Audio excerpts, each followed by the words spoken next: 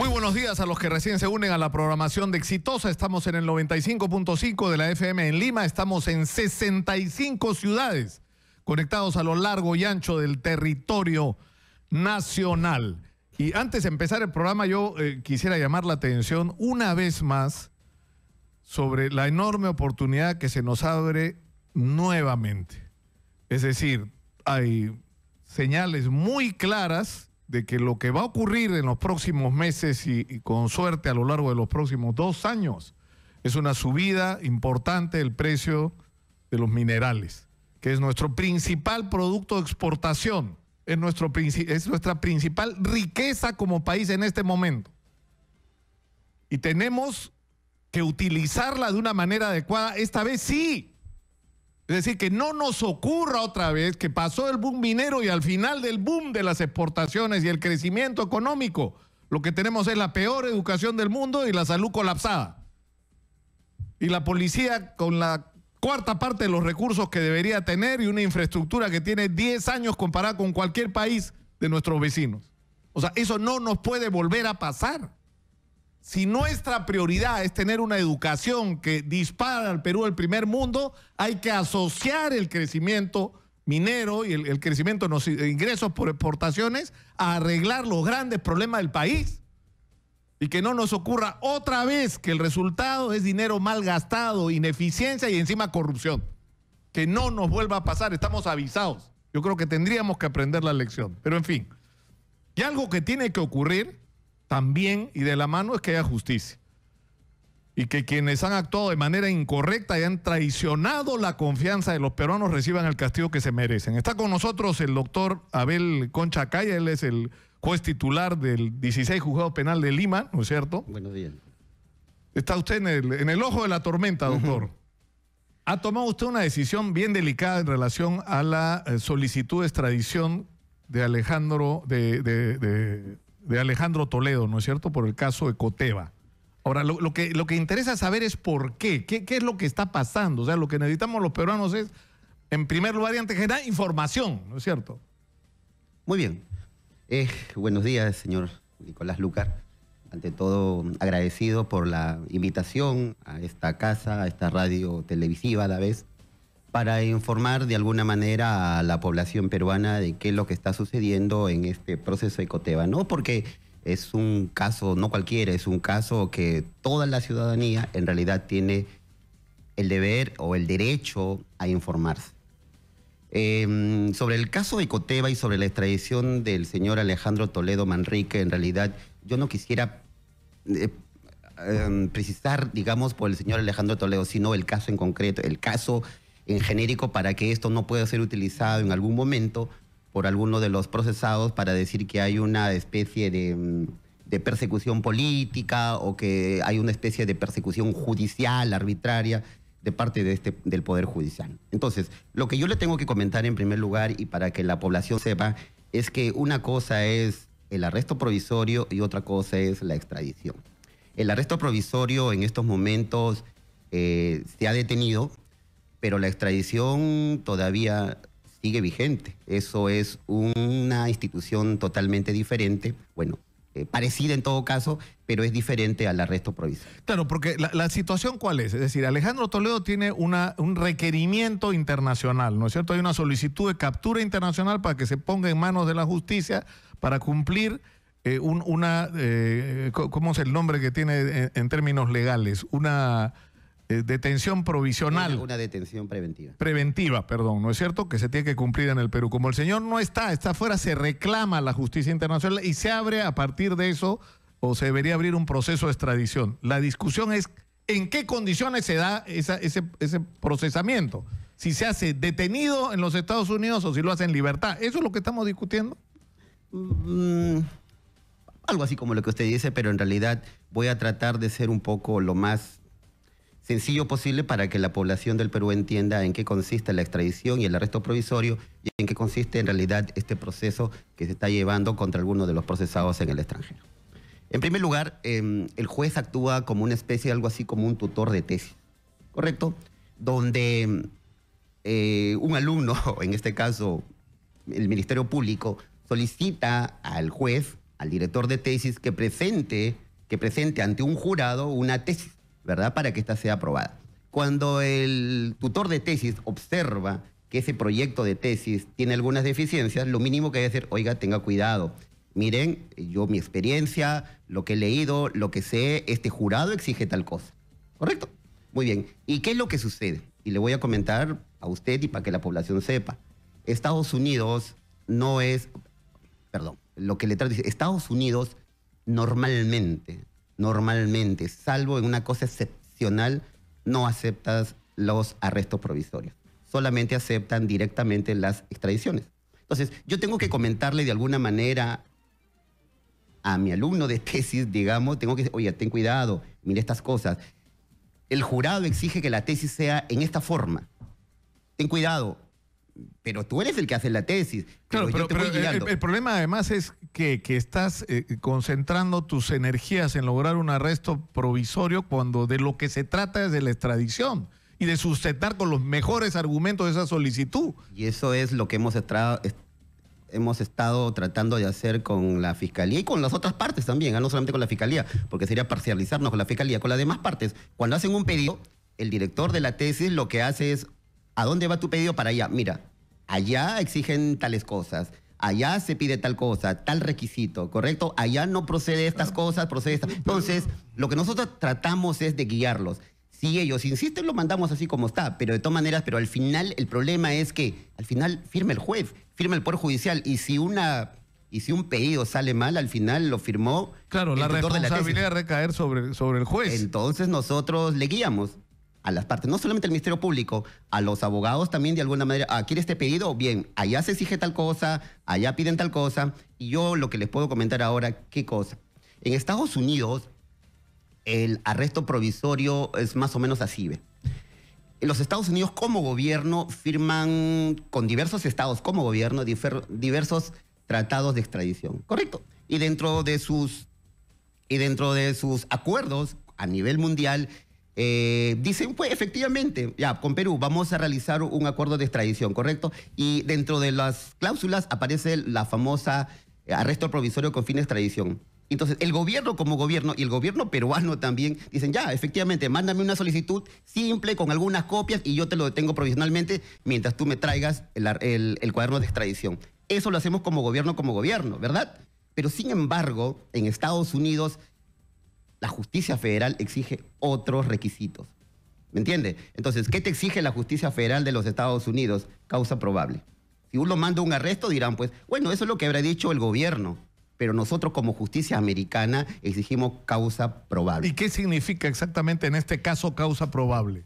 Causa probable, para que nos entiendan más o menos, es un caso prácticamente ya hecho y es un caso donde hay alta probabilidad de condena o hay una alta probabilidad más allá de lo que se necesita para una partida de instrucción. El problema es que lo que usted, por lo que entiendo, lo que usted sostiene es que la manera como está planteado la solicitud, ¿no es cierto?, de arresto provisorio, no tiene la argumentación suficiente como para que las autoridades norteamericanas la consideren razonable.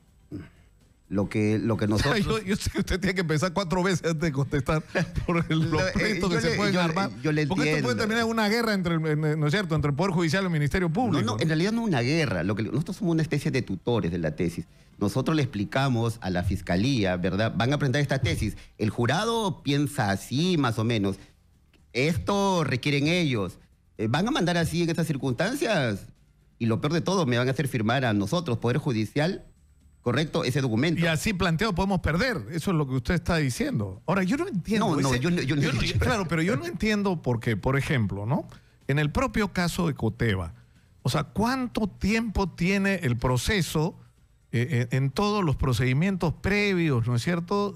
Y no hay una denuncia penal. O sea, ¿por qué nos demoramos tanto? No. En formalidad. O sea, pero me refiero en general. O sea, se ha criticado mucho el propio Duberlí Rodríguez, lo ha dicho, lo de las prisiones preventivas, ¿no es cierto? Estamos llenos de presos preventivos. Pero lo que nos falta no son prisiones preventivas, que además se celebran, los comunicó el Ministerio Público como éxito. Lo que deberíamos tener son denuncias penales y sentencias firmes, ¿no es cierto? Es lo que queremos. Que en la cárcel haya sentenciado, no procesado, ¿no? Sí, eso es. Eso es, pero lo que yo vuelvo a repetir, señor Nicolás Lucar, y la población entienda, el Poder Judicial no se opone a que salga una extradición. Es más, nosotros le hemos dicho a la Fiscalía, te lo mando así como está. Le hemos apercibido, le hemos dicho, lo mando así como está. Mira, yo he visto estas deficiencias, tengan cuidado, hay estas deficiencias. Si quieren lo mandan así como está. Sin embargo, ellos últimamente, en un escrito presentado el 5 de septiembre último, han referido, bueno, de alguna manera han reconocido nuestra posición de tutores, digamos, y de instructores, o de directores, perdón, y han reconocido eso y han señalado que efectivamente les falta narrar esta ruta que nos siguen los Estados Unidos. Porque el problema, porque el problema que hay que acreditar, por lo que entiendo, es lo siguiente. O sea, hay una confesión de Marcelo Odebrecht con respecto y de Barata, de dinero que llega a manos de Maiman como intermediario de Alejandro Toledo, pero lo que hay que acreditar es cómo ese dinero finalmente termina en Alejandro Toledo, no necesariamente a su nombre, sino con él como beneficiario. O sea, tiene que el circuito estar completo. Y lo que ustedes han observado desde su juzgado es que este circuito no está claramente completado en la manera como se ha planteado el expediente por parte del Ministerio Público. Digamos, si se puede resumir así. Yo le voy a comentar algo. A ver, vamos a ver, no como juez en estos momentos, sino como un catedrático, un profesor o tutor. Una persona me presenta un proyecto de tesis, donde su proyecto de tesis, que yo veo y que debo presentar a un jurado para su aprobación, veo que está incompleto. Le falta una parte de esa, le falta una parte de esa investigación para probar un hecho concreto. Y entonces yo observo, y porque de alguna manera he conferenciado, he visto algunas entrevistas, algunas reuniones, también con otro tutor de tesis donde me dicen, oye, la parte que tú estás investigando, a mí me falta para completar la tesis de mi alumno. Y así, y a mí más bien, lo que me falta para completar esa teoría de mi alumno es la parte que él lo tiene. ¿A qué voy? Claro, que acá, o sea, claro, vamos al... Pero que vamos a agarrar carne ahí, ¿no es cierto? Porque acá una de las discusiones que hay, y vuelvo a citar a Duberly Rodríguez, es que estamos con dos procesos paralelos, ¿no es cierto? Uno Ecoteva y el otro, el caso, por llamarlo así, Lavajato, digamos, ¿no? Eso no nos complica porque además esa es la argumentación. Yo lo veo sonreír acá a Heriberto Benítez cada vez que viene como invitado, como abogado de Alejandro Toledo, quejándose básicamente de dos cosas, que él considera un abuso el que hayan ordenado la prisión preventiva en Perú sin ¿no es cierto?, sin según él haberle dado el derecho a defenderse adecuadamente. Y lo segundo, que hay dos procesos por lo mismo y que en Estados Unidos nos van a rebotar eso porque son dos pedidos por los mismos delitos. Bueno, yo soy un juez y yo tengo que tramitar lo que ellos me piden, pero se le hacen las advertencias hasta donde podemos, porque si no perderíamos ya nuestra imparcialidad.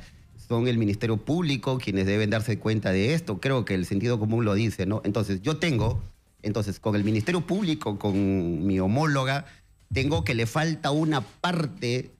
Claro, una parte que ella necesita. Ya, de acuerdo. O sea, tenemos el caso Ecoteva, donde lo que está claro que, digamos, no se puede justificar el origen de los fondos, ¿no es cierto? Finalmente, con los que se han adquirido viviendas que claramente, por todas las evidencias, él era el beneficiario, Alejandro Toledo. Pero ¿dónde está la respuesta que une este dinero de origen desconocido con el dinero de la comisión ilegal, ¿no es cierto?, de las constructoras brasileñas? En el otro proceso, ¿no es cierto?, donde está Maiman. Seguramente yo no le puedo decir, pero es la fiscalía quien tiene que hacer estas cosas, señor Nicolás Lucar, y al pueblo se lo digo. O sea, no es el Poder Judicial, porque el Poder Judicial no puede unir estos casos. O sea, nosotros tenemos que actuar imparcialmente, ¿me entiendes? Ya le hemos dicho a los alumnos, a los que estamos de alguna manera guiando en esta tesis, para que presenten ante el jurado correspondiente, oye, aparentemente hay esto, pero si no nos aceptan, nos quedamos con la... Pero es absurda la situación, no tiene lógica, ¿no? No lo sé, y mire... Porque para usted mismo lo dice, o sea, no necesitas haber estudiado Derecho ni tener maestrías, es de sentido común. O sea, hay un dinero que sale de una comisión ilegal, pasa a través de Maiman, se transfiere a cuenta y termina con ese dinero adquiriéndose propiedades en el Perú. Es un circuito completo. Es un solo proceso. Miren, o sea, es lógico. Para, ¿no?, que entienda usted, Nicolás Lucar, y el pueblo peruano, lo que Estados Unidos ha solicitado a las autoridades peruanas es justamente señalar toda la ruta. Eso es como requisito. Entonces, no sé qué está pasando, ¿no? ¿Qué más puedo hacer? Y yo soy juez, yo de alguna manera guío, pero más no puedo hacer. Claro, esto es un tema que tiene que resolver el Ministerio Público y dejar de lado competencias. ¿Por qué? Por protagonismo, ¿por qué? O sea, pero al final la competencia por protagonismo va a terminar perjudicando el proceso. Como le digo, señor Nicolás Lucar, yo soy juez y yo más no puedo hacer. Entonces, trato de decirle al alumno, en este caso que está presentando el proyecto de tesis, oye, mira estas circunstancias, mira lo que está pasando. Creo que la parte de tu tesis que te falta, aparentemente he escuchado, creo que está por allá, pero no me hace caso, ¿qué hago yo? Bueno, qué buena, Lana. Me encanta cómo se cuida usted, doctor. Pero está claro, el mensaje está clarísimo. Está clarísimo. Ahora, alguna gente considera impertinente que Duberlí Rodríguez, o sea, no está interfiriendo en el proceso, está dando una opinión sobre, digamos, sobre una situación de hecho, ¿no es cierto? Como la puedo dar yo, como la puede dar cualquier persona.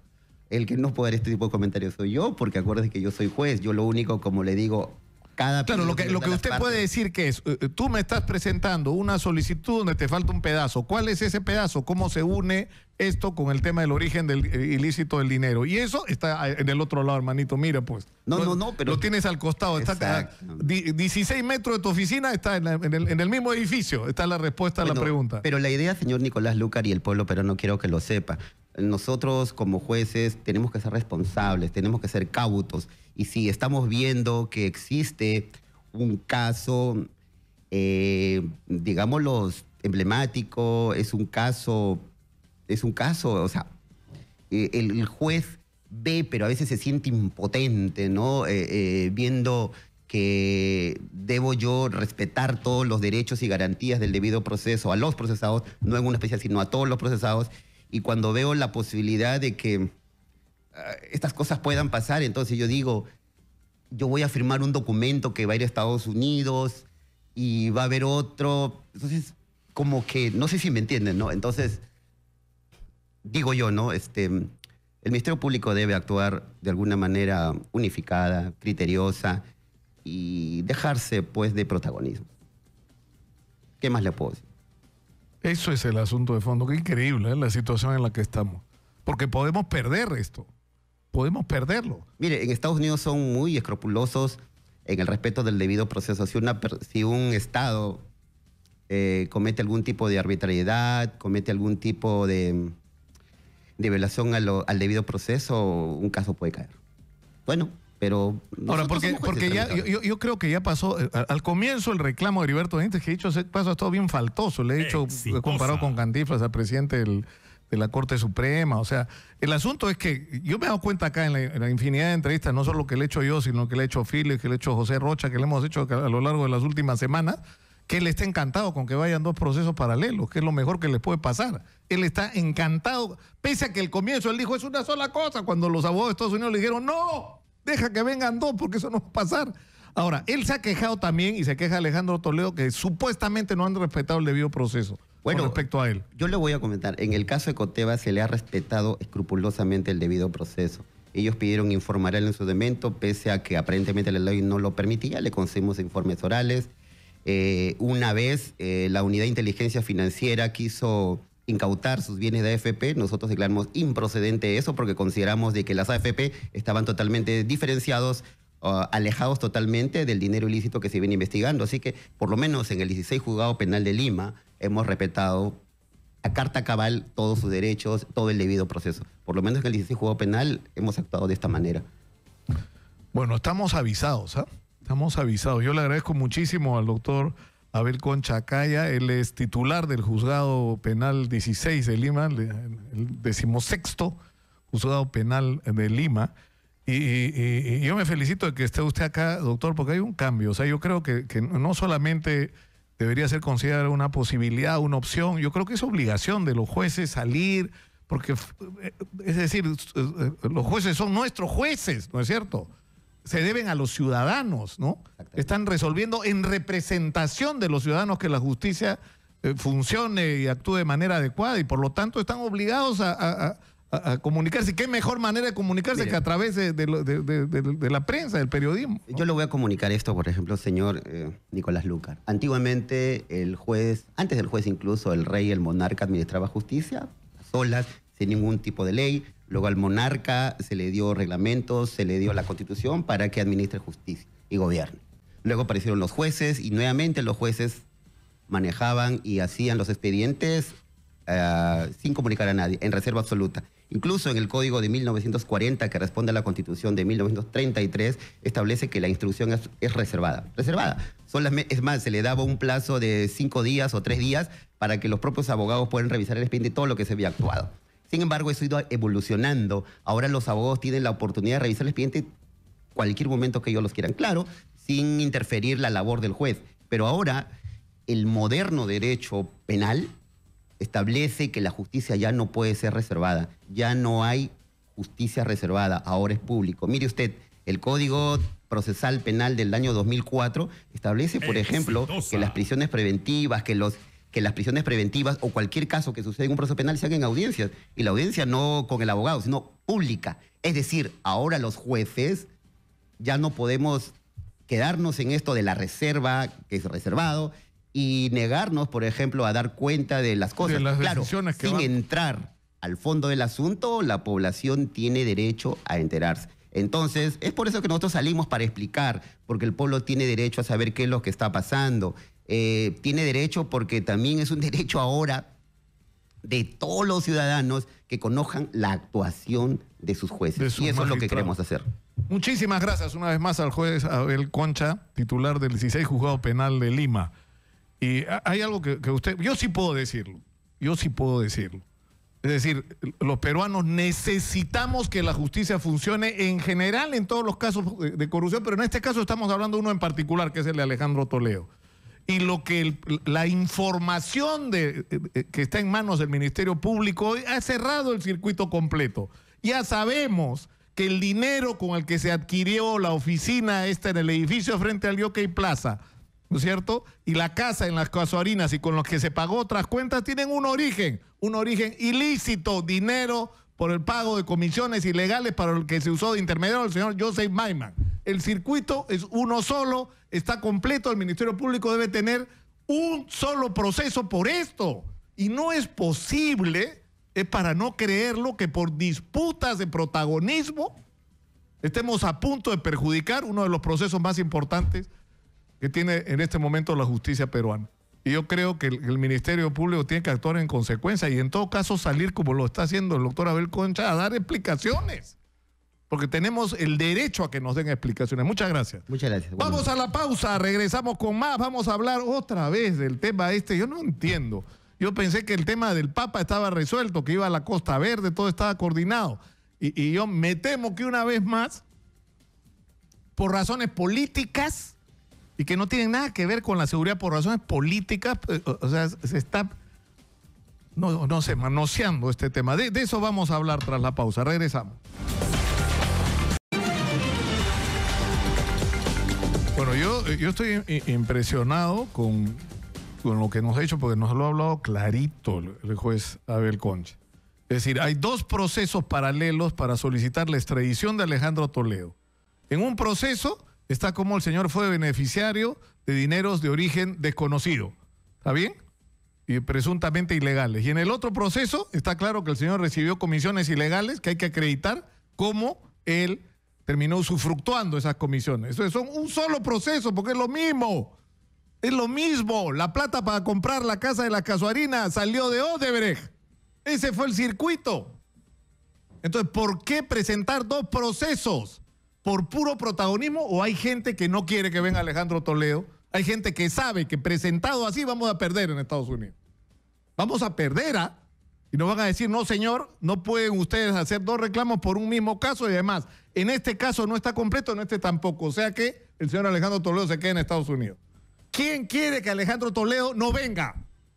Porque ya al final uno terminó siendo mal pensado, ¿no, Judy? ¿Qué dice la gente en las redes sobre este tema? Las discusiones entre el Ministerio Público y el Poder Judicial definitivamente causan desconfianza en nuestros seguidores y eso es lo que opinan en nuestras redes sociales. Álvaro, por ejemplo, nos dice, al gobierno le conviene proteger a Toledo y distraer con otras cosas. Por otro lado, ¿qué opina Charles? Nos dice, el Ministerio Público y el Poder Judicial jugando en pared, convenia del Estado, cae Toledo, cae PPK y los Javieres sin pronunciarse y sus marchas de moralidad por hipocresía.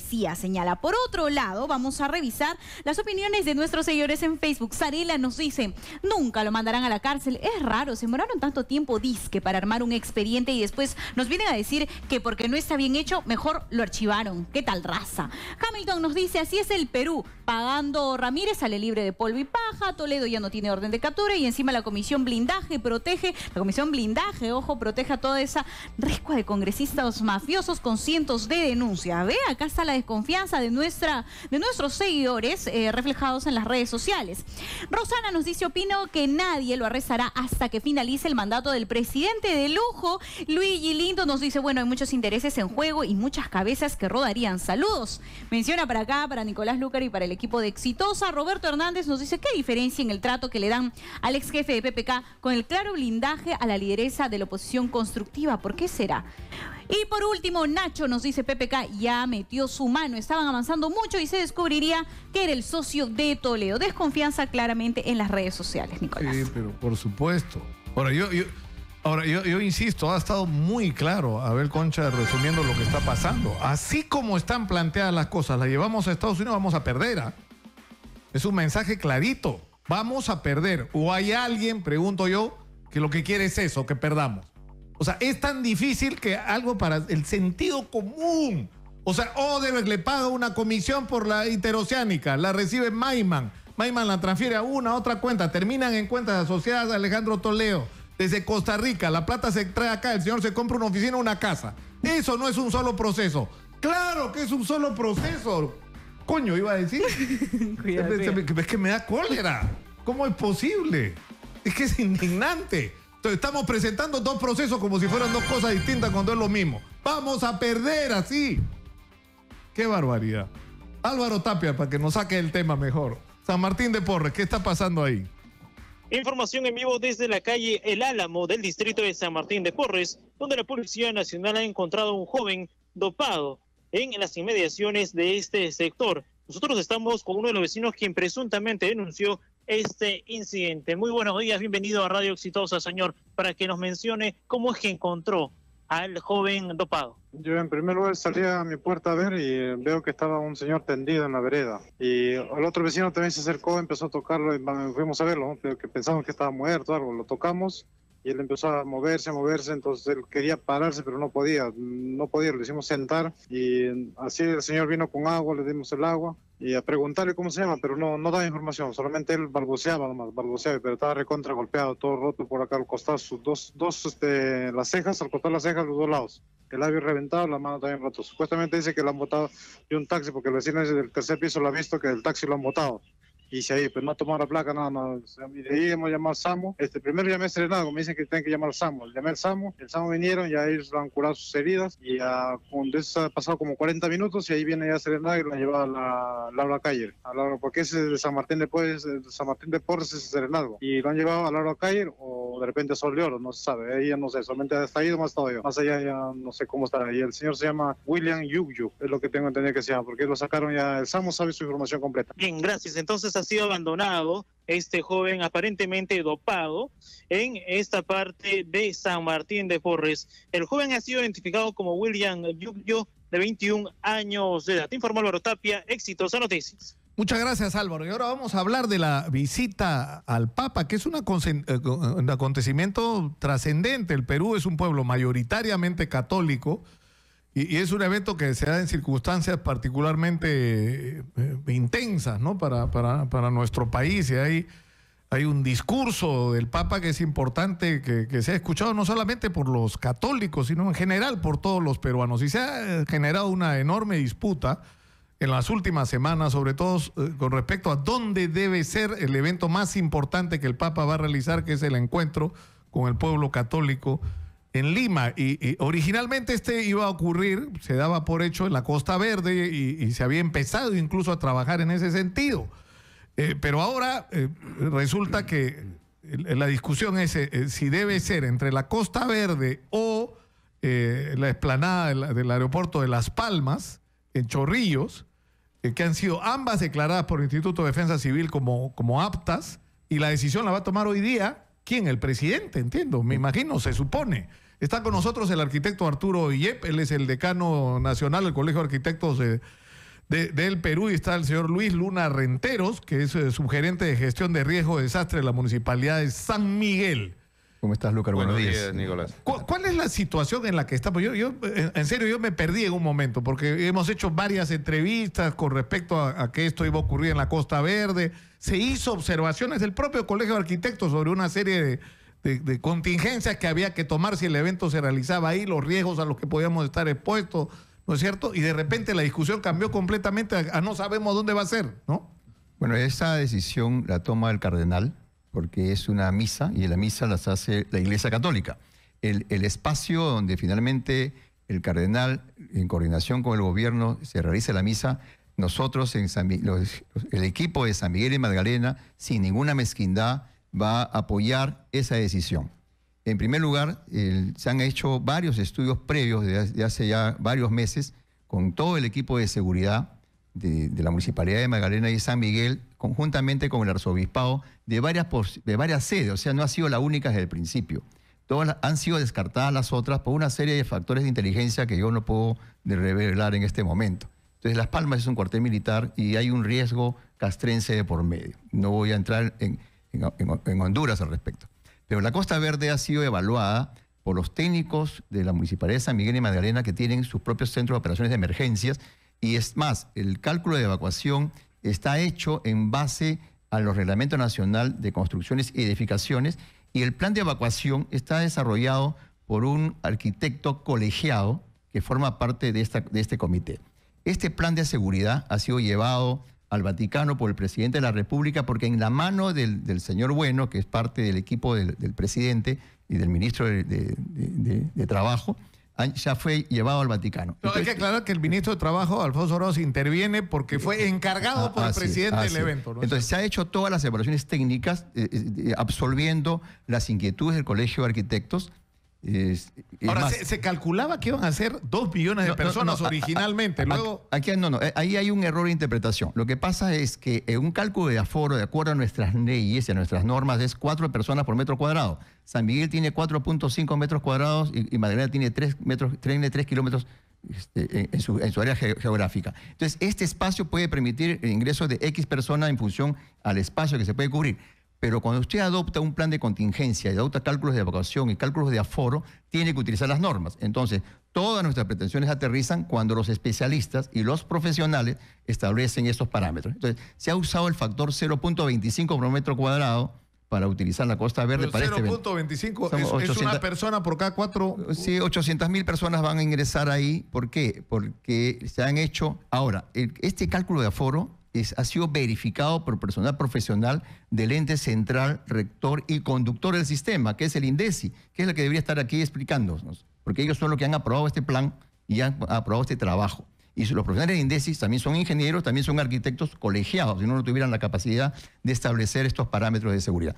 Entonces, las medidas de seguridad se han dado tanto para la avenida Escardó, Universitaria, Sucre, como lo conocemos todos, la salida de Brasil, ¿no?, a Sucre, y la avenida Marbella, es el cálculo que está hecho dentro de estas condiciones. Que según INDECI se pueden juntar 800.000 personas en un evento de esta naturaleza y garantizar que en la eventualidad de que ocurra, pues nosotros estamos hablando de terremoto. Yo entiendo que la principal preocupación de la gente de seguridad del Vaticano es un atentado. Así es. ¿No es cierto? Que ahora la previsión es por cómo actúa el ISIS y todo. Miren ustedes lo que acaba de pasar en La Vega, ¿no?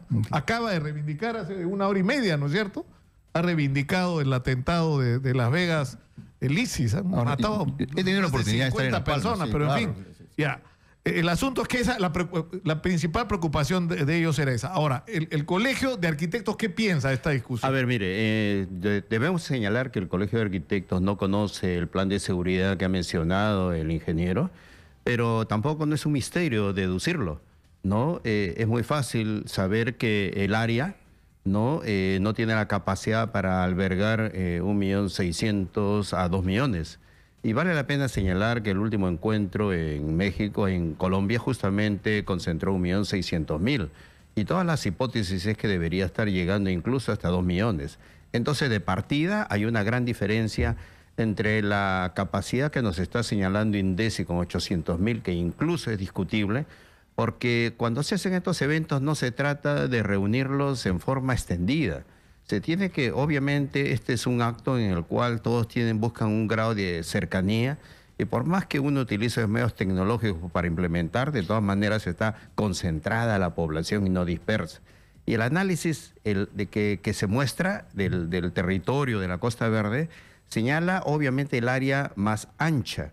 Y en ese terreno nosotros hemos calculado que en el mejor de los casos podríamos llegar hasta 120.000 metros cuadrados.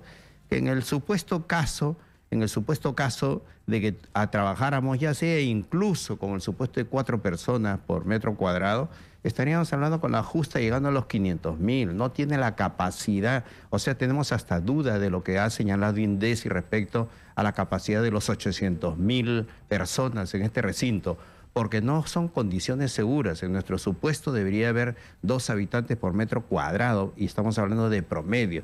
No pensemos en personas compactas, todo el territorio no va a estar compacto porque lógicamente en el mismo escenario tiene que haber áreas de evacuación. Ahora, pero la cifra es irreal, ¿no? Eso de 0 punto, o sea, un cuarto de persona por metro cuadrado, eso no pasa en ninguna concentración de nuestra naturaleza. Por lo general 4 y a veces hay hasta más en un metro cuadrado, ¿no? En las zonas más cercanas. Pero esas situaciones tampoco no son óptimas. Pero digamos, lo normal es que sean más o menos 3 a 4 personas por metro cuadrado, ¿no es cierto? Sí, pero es que ese es en el espacio compacto, pero no en el espacio promedio. O sea, hay un concepto de densidad bruta y hay un concepto de densidad neta. En el concepto de densidad bruta se tiene que trabajar sobre la base por lo menos de 2 personas pero acá hay 2 discusiones, entonces. ¿Cuánta gente se puede concentrar?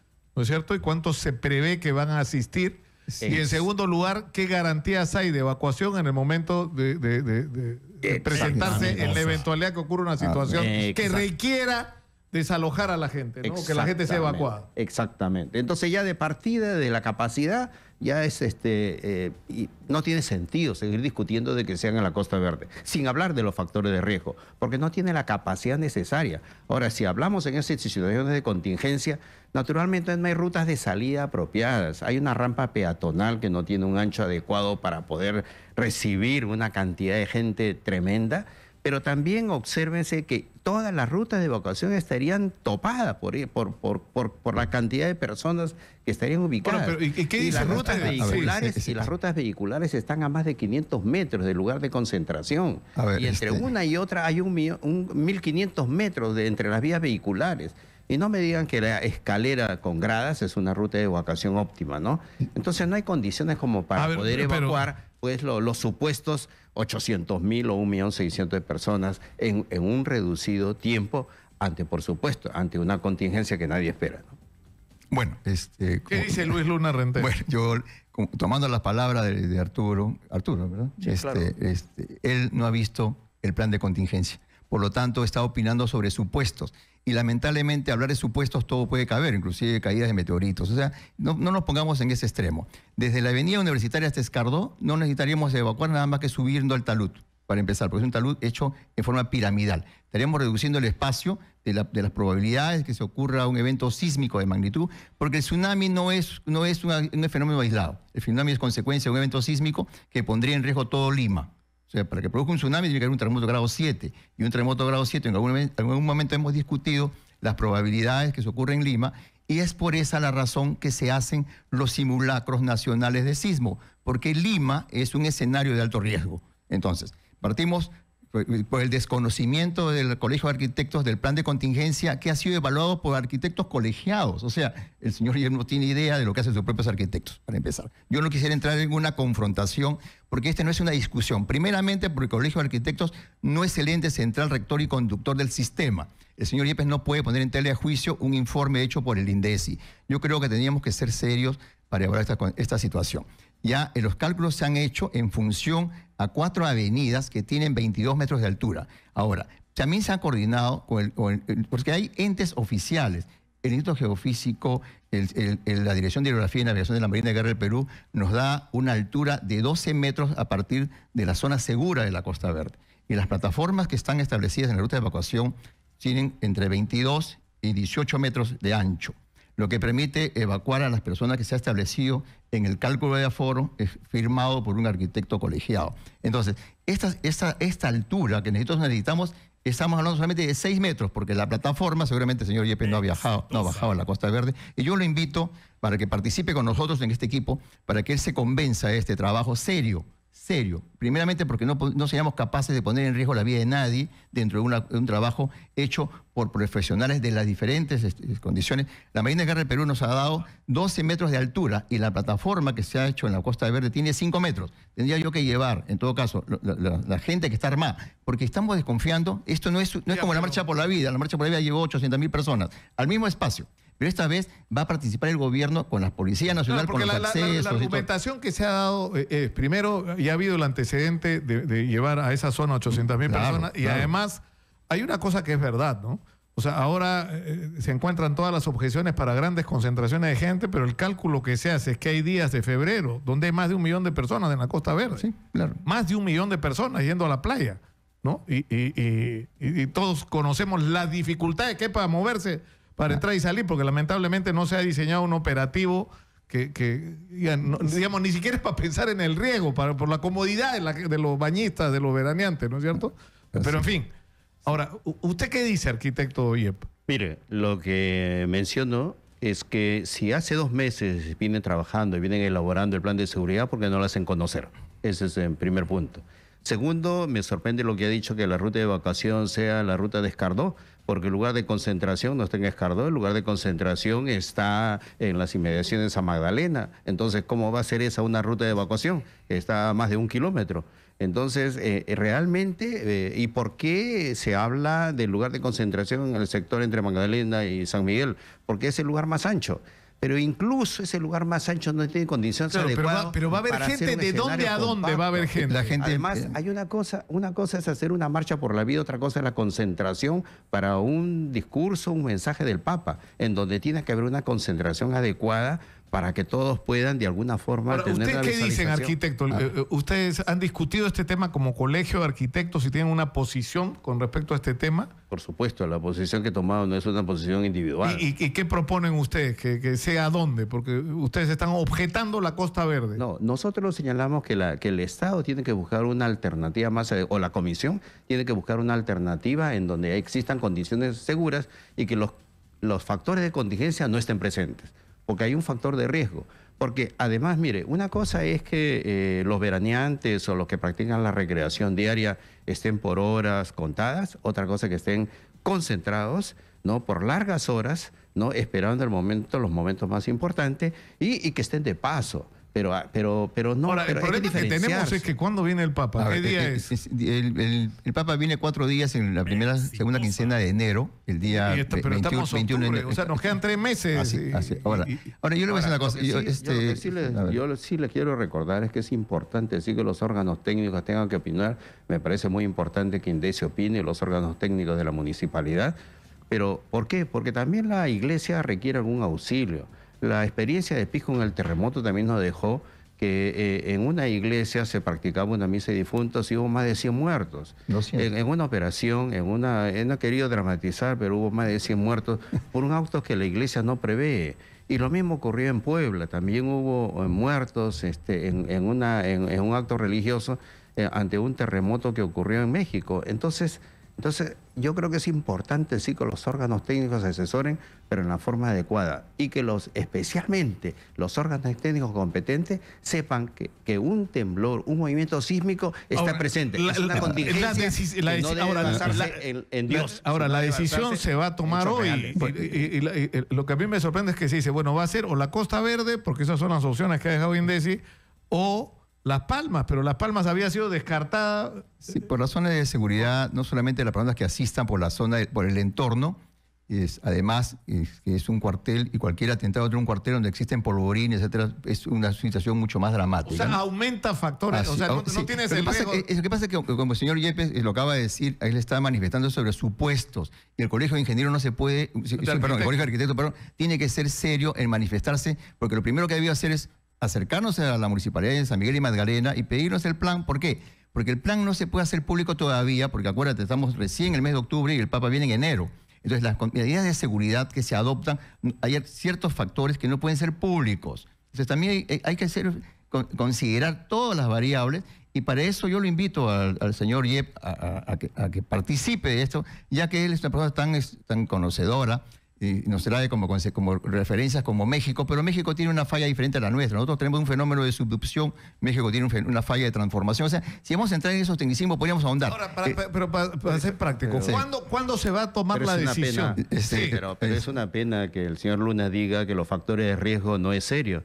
Si toda la ingeniería se basa sobre los factores de riesgo, especialmente los temas de seguridad, como es... Por eso han sido minimizados. Que supuestos... Oiga, por favor. Claro, pero mira, este fin de semana, mira, por eso a mí me llama... semana más de 3 movimientos sísmicos de más de 4 grados hemos tenido, y entonces ¿cómo puede decir que esos son supuestos, como que no pueden ocurrir, por favor? Estamos hablando del plan de contingencia desarrollado para el área geográfica donde San Miguel y Magdalena ha venido trabajando con los profesionales de INDECI. Si el señor duda de la capacidad, de la capacidad técnica de la gente de INDECI, yo creo que tendríamos que convertir al Colegio de Arquitectos en el órgano rector. ¿Por qué se descartó Las Palmas? Porque había una sola ruta de salida, porque hay polvorines, porque es una instalación... El entorno son ciudades antiguas, adobe, calles de 7 metros. O sea, entonces, yo creo que antes de pronunciarse, el Colegio de Ingenieros debió tener el plan de contingencia humano. Hablar de supuestos es hablar de qué, de un horóscopo. Hay que hablar seriamente. Los trabajos se han hecho serios y venimos trabajando con INDECI hace 4 meses. Hemos hecho todos los cálculos necesarios. Las plataformas están a 5 metros sobre el nivel del mar. Tenemos que alcanzar alturas de 6 metros que están en las primeras curvas de los accesos que se han establecido. El contingente de personas que están al servicio de las personas, de los feligreses que vengan a la misa, porque es una misa. Eso no es una... Mire, en la Marcha por la Vida hubieron 800.000 personas conglomeradas desde las 10 de la mañana hasta las 8 de la noche. O sea, es el mismo tiempo y el mismo espacio que se va a utilizar. Pero en esta oportunidad no hubieron vallas que contengan grupos de personas que van a estar establecidas hacia rutas de evacuación. O sea, las medidas de seguridad están tomadas. Entonces yo quisiera que el señor Yepes se pronuncie en base a la documentación que ha llevado el presidente. Pero para eso la tendría que tener ustedes. Entonces, yo me quedo muy preocupado además por las expresiones del señor Luna, porque me dice que tiene un plan de seguridad, pero que no lo puede hacer público. Por favor, este es un evento público. Bueno, pero está ofreciendo hacerlo. Estoy ofreciendo que usted participe, señor Yepes. Los planes de seguridad son perfectibles. Además, me preocupa que diga que se trabaja sobre supuestos. Por favor, todos los establecimientos comerciales, cuando tienen que pedir un permiso, una autorización, tienen que presentar un plan de seguridad. Y el plan de seguridad se basa en supuestos. Así es. Porque dice, en el caso que ocurra un accidente, cómo tiene que reaccionar el operador. Consideraciones que han sido tomadas en cuenta. En un incendio, cómo tiene que ocurrir el operador. Y en el caso de un movimiento sísmico, cómo debe ocurrir el operador. O sea, todos son supuestos y es parte de un plan de seguridad. Pero se desarrolla, señor Yepes, usted sabe, yo entiendo que usted tenga que mantener una posición sobre lo que usted ya ha declarado en base a un supuesto de un plan que no conoce. Cuando usted conozca el plan, estoy seguro que usted va a cambiar de opinión, porque se han tomado justamente, se ha declarado las condiciones de riesgo que están dentro de la Costa Verde, 12 factores de riesgo que han sido desarrollados uno por uno para minimizar los riesgos. Uno de ellos es el factor de aforo. Ha sido bajado de 1.060.000 a 800.000. O sea, ya hemos bajado el aforo. Ahora, las salidas están desde la avenida San Martín hasta la avenida Escardó. O sea, todos esos cálculos han sido hechos. O sea, tenemos que ir terminando. Yo quiero señalar algo muy importante, que este es un momento bueno para decirlo. Le digo porque he tenido oportunidad de ver cómo se realizan los trabajos de relleno y compactación. Entonces yo le pido al ingeniero para que haga público la ingeniería que permite dar la seguridad a los trabajos de relleno y compactación, ¿no? Porque todos tenemos la impresión de que esto se hace en forma irregular. Es decir, hay una tecnología que le da estabilidad a los trabajos de relleno, y lo que quisiéramos es que eso se haga conocer públicamente. Y si no lo quieren hacer públicamente, envíenlos a nosotros para tomar conocimiento de que los trabajos... Bueno, pero eso entiendo que ese es el compromiso. Pero eso es lo que le estoy diciendo, señor Yep. Esto es lo que estoy diciendo, señor Yep. Si usted quiere opinar sobre el plan de contingencia, sobre el cálculo de aforo y sobre las medidas de seguridad que se han implementado, encantado de incorporarlo al equipo. Pero por favor, no nos pronunciemos sobre condiciones que no hemos evaluado. Yo invito a las autoridades de que reconozcan el trabajo que ha hecho INDECE, porque INDECE ya evaluó este trabajo. INDECE ha aprobado este trabajo y no podemos dudar de nuestro órgano central, rector y conductor, porque definitivamente para eso está el Instituto Geofísico del Perú, está la Dirección de Hidrografía y están todos los entes oficiales que ya han colaborado y han participado y han dado sus opiniones también a favor y en contra, y en base a eso es que INDECE ha establecido que la Costa Verde es viable, como en su momento fueron Las Palmas, con algunas aristas que obviamente ponen en riesgo la seguridad nacional y ponen en riesgo a las personas que frecuenten ese lugar. Esas dos cosas son claras. Bueno, yo quiero dar un último por favor, mensaje, último. A ver. Sí, yo quiero agradecer la invitación, pero para recordar una fecha muy importante. Para nosotros el primer lunes de octubre es el Día Mundial de la Arquitectura y del Hábito Humano. Este es un acuerdo adoptado por la Unión Internacional de Arquitectos en el año 1996. Y este día es para reflexionar a todos los arquitectos de la responsabilidad de hacer arquitectura responsable, y que hoy estamos hablando de arquitectura sostenible, arquitectura resiliente y arquitectura de calidad. Y cuando hablamos así, no solamente es un mensaje a los arquitectos, sino también a las autoridades, que nos preocupa que cada vez más estamos perdiendo el concepto de hacer calidad de arquitectura, en el sentido de que no importa llegar a una arquitectura de calidad cuando entendemos, cuando se hace una obra arquitectónica se incorpora al espacio urbano, se incorpora al espacio público, y es el habitante, es el poblador el que tiene que apropiarse de la calidad, porque va encontrando referentes en su ciudad. En todas las ciudades del mundo hoy existen arquitecturas que terminan siendo referentes.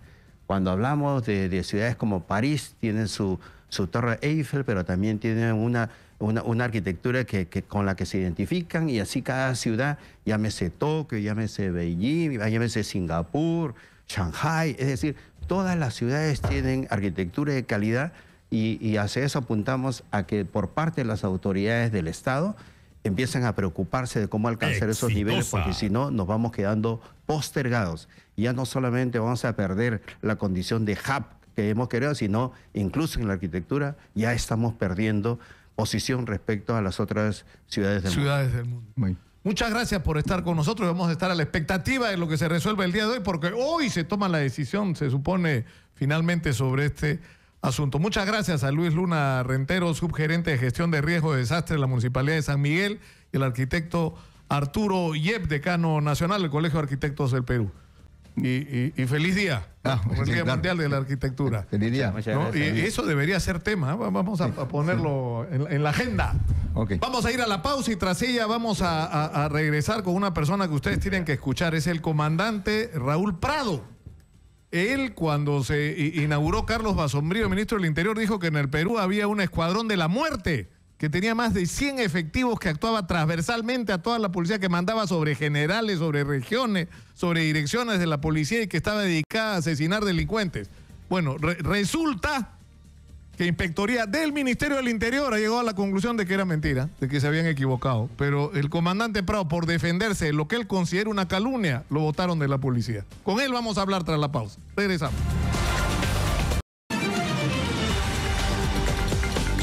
Son las 11:12 de la mañana. Soy Nicolás Lucar. Estamos en Radio Exitosa. Antes de seguir adelante, estamos en el 95.5 de la FM en Lima.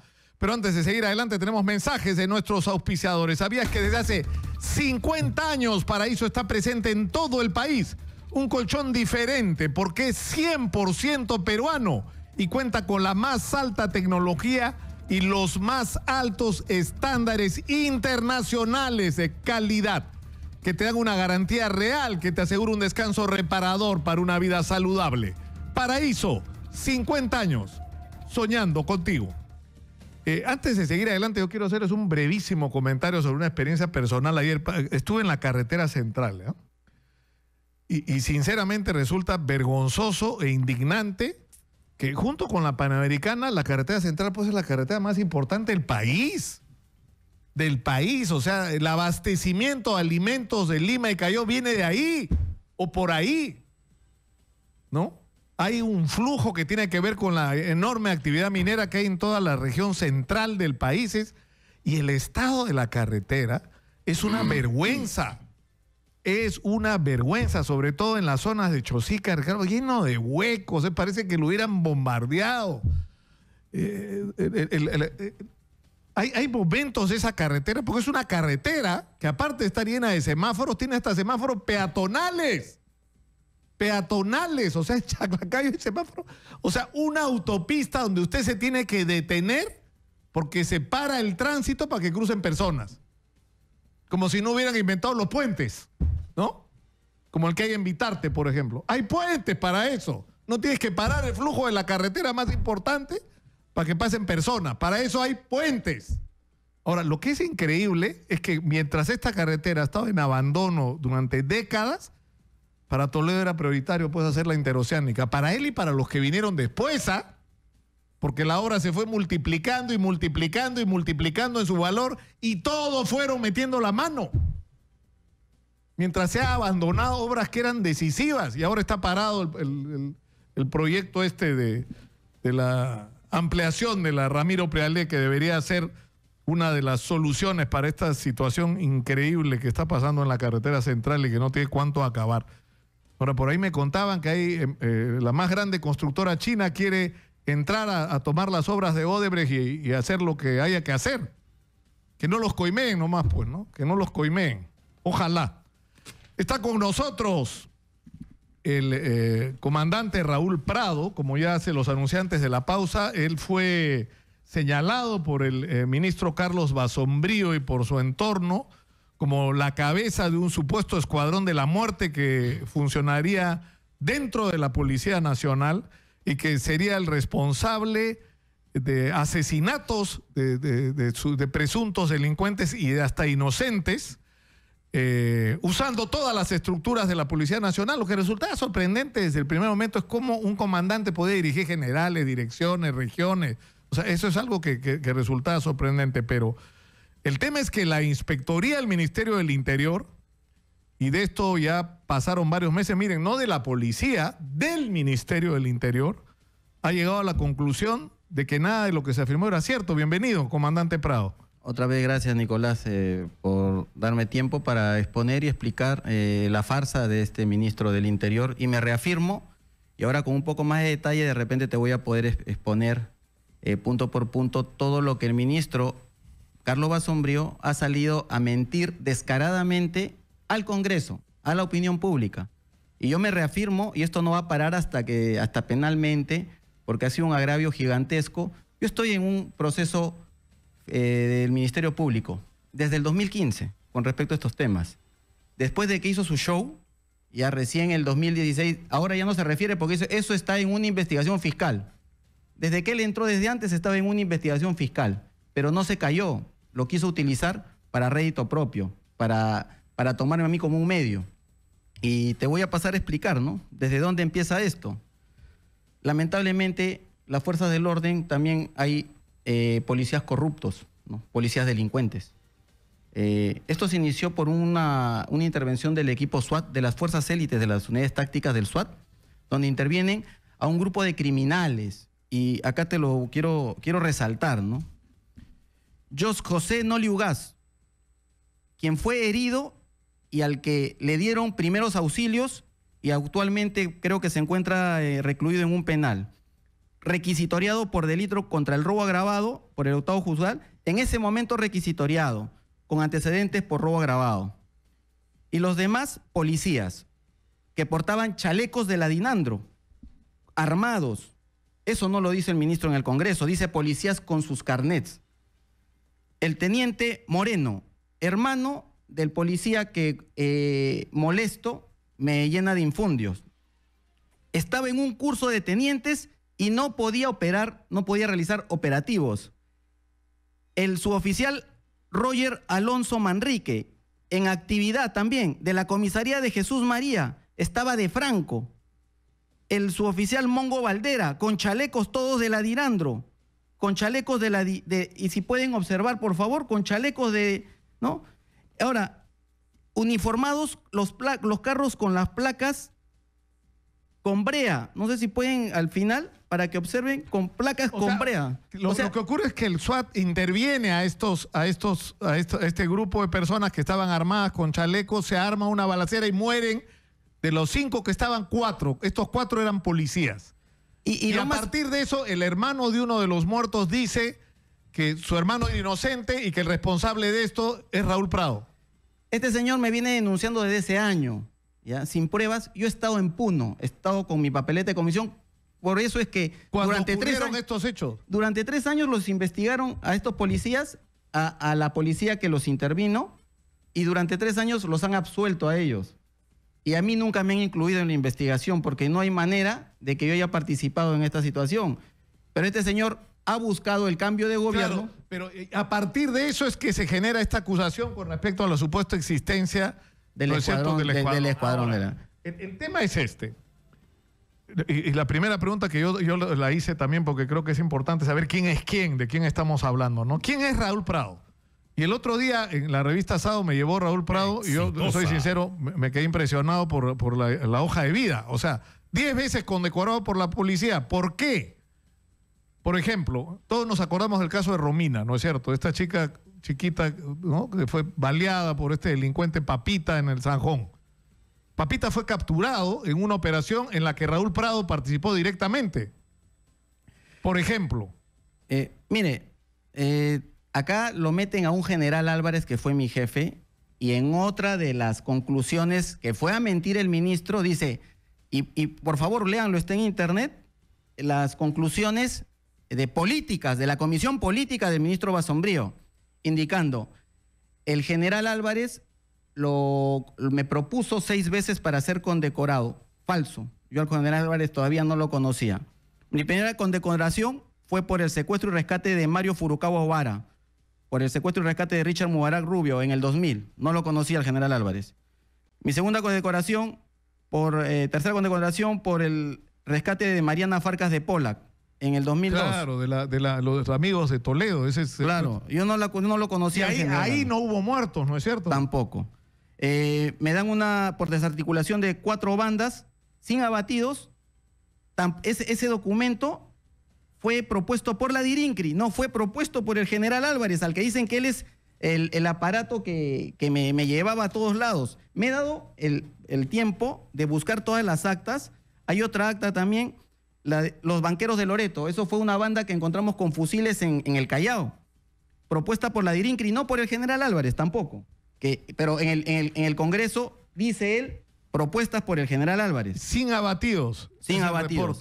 Los malditos de Puente Piedra. En ese caso, le llegaron 3 disparos a un efectivo mío de inteligencia en la cabeza, en el brazo a Ríos Martínez. También propuesta por la Dirincri, y el general Álvarez tampoco tenía nada que ver. Y también sin abatidos. Heridos sí policías. Heridos delincuentes, pero no abatidos. En otro enfrentamiento. Pero no había abatidos. Pero no lo nombra el ministro. ¿Por qué? Porque no es rédito político. Tengo grado de caballero por recuperar fusiles en Juliaca, y también propuesto por la Dirincri, con personal de homicidios que viajamos, sin abatidos. ¿Ya? Y ahí está directamente el detalle, y eso no lo propuso el general Álvarez. Después me piden por 20 años de servicio ininterrumpido a la sociedad, me dan otra condecoración por 20 años, que es lo normal a todo oficial que no ha tenido ningún tipo de falta durante 20, 25, 30 años, los condecoran. Y eso lo ha hecho el general Álvarez, tampoco. Pero él sale a mentir. Esto es solo refiriéndome, y bueno, tengo diversos casos. También he sido felicitado por mi contribución en la lucha contra el narcotráfico por la embajada americana, en la misma embajada, por la DEA y el Ministerio de Justicia de Estados Unidos. Esto no lo he inventado yo. O sea, Raúl Prado tiene formación internacional además, ¿no? Claro, yo he recibido capacitación en Colombia, en la Escuela de Inteligencia de Colombia, no por ser un sinvergüenza, solo por trabajar. He sido participante en cursos en Estados Unidos también combatiendo, para combatir la criminalidad. He participado solo por nombrar algunos casos nomás. Y si podrían mostrarle, el ministro salió a indicar de que cómo es posible que un oficial ascienda 3 veces en 2 años. y lo dijo en el Congreso. Miente. En concurso legítimo ascendí en el año 98 a teniente, 2001. De teniente a capitán en el 2006, pasan 6 años. Luego ingresar en el puesto 23 de 203 vacantes con 605 postulantes. De capitán a mayor, puesto 45 de 285 vacantes a 1.271 postulantes. Y después haciendo por acción distinguida en el 2014. Y eso es, el ministro sale a hablar de mí, que yo he ascendido meteóricamente a engañar a la población. Pero ya, claro. pero lo que no entiendo es cuál es la situación al final. O sea, lo acusan de cosas tremendas. Raúl Prado sale a defenderse y por salir a defenderse de acusaciones gravísimas, porque si esto fuera verdad, esto es cadena perpetua, es 35 años de cárcel. ¿No es cierto? Porque es un asesino que está usando la policía como cobertura, ¿no es cierto? Ahora, yo quisiera que escuchemos lo que tiene que decir Juan José Santibáñez, abogado, que ha sido abogado de Raúl Prado, pero también ha sido abogado en otros casos, porque en estos famosos megaoperativos, hubo un caso muy famoso que fue el de los babies de Oquendo, que tuvieron un montón de policías, no sé si ustedes se acuerdan, que los presentaron a todos como policías delincuentes. No, resulta que doctor Santibáñez, muy buenos días.